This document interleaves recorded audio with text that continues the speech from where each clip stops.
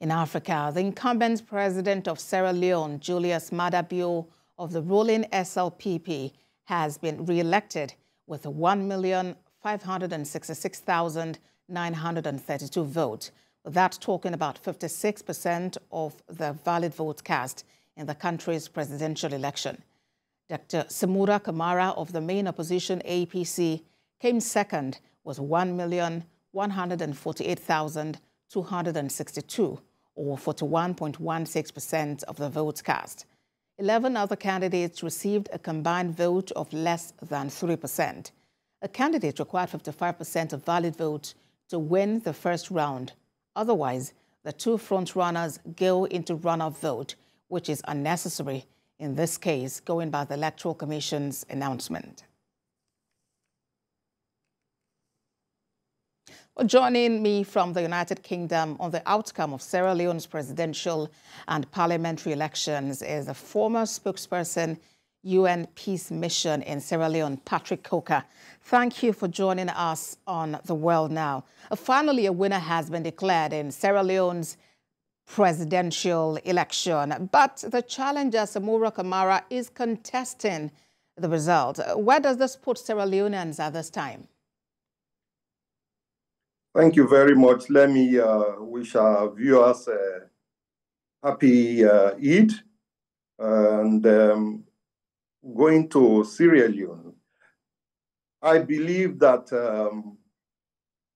this is a moment where most likely the APC will go through 5 stages in a peculiar situation like this, which is a denial, anger, bargaining, the depression stage, and acceptance stage. And this is my experience from nearly 2 decades of UN peacekeeping in places like Liberia,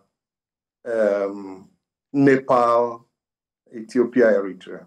Now, I also have on good notice that the grassroots APC have started discussing more or less post-mortem to see why they lost the elections. And this is quite deep, and I believe in the coming days, they will come out with their resolution and recalibrate to move the party forward towards 2028 presidential elections.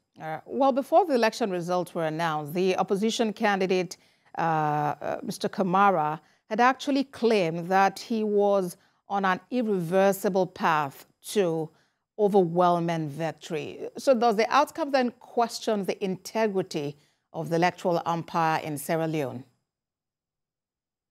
Well, honestly, I have gathered,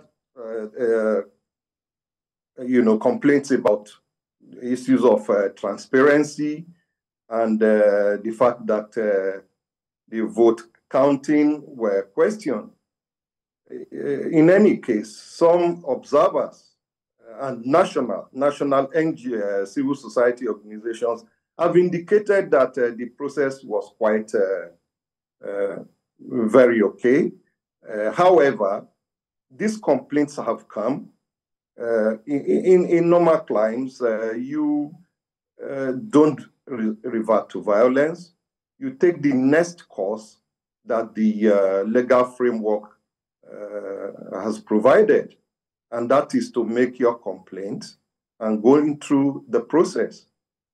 And we have seen those signs already in place, especially when the president in his acceptance speech has called on all parties to come on board that the winner in the election is actually Sierra Leoneans that went out to vote, and nation building commences.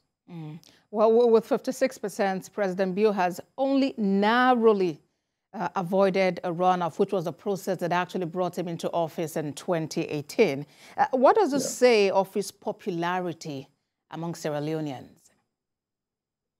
Well, looking at doing a comparative analysis, we would agree that the narrow defeat of the opposition the last time has actually improved, because this time it's a double-digit lead, and he met the constitutional requirement to that's 55% to win the elections.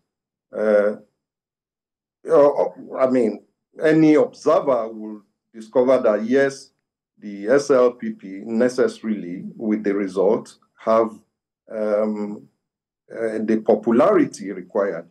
And I must say that opposition also went into the elections rather on a weak note, because they were splitted, and some of their members in some northern parts of Sierra Leone actually went in support of SLPP. Now, I believe that going forward and looking at the trends of elections, presidential elections in Sierra Leone, opposition will rebound, as it were.